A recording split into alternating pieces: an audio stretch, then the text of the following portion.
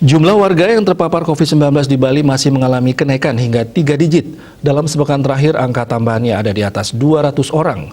Pada Sabtu 3 Juli, tercatat ada 272 kasus baru. Kumulatif kasus COVID-19 selama 15 bulan pandemi di Bali pun tembus 51.000 orang.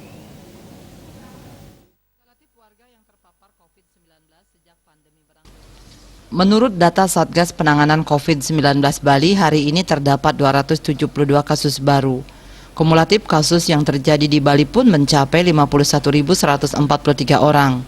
Pasien meninggal dunia akibat COVID-19 masih bertambah. Jumlahnya lebih sedikit dari sehari sebelumnya.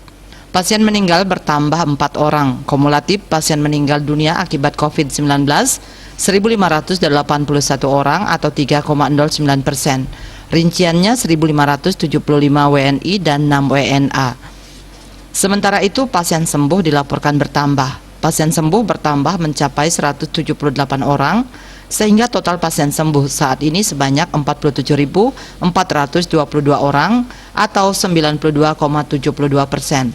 Jumlah kasus aktif yang masih dirawat maupun menjalani karantina berjumlah 2.050 orang atau 4,18%. Mereka dirawat di 17 rumah sakit dan dikarantina di Bapelkesmas, UPT Nyitdah, Wisma Bima, dan BPK Pering. Dia Dewi, Bali Post melaporkan.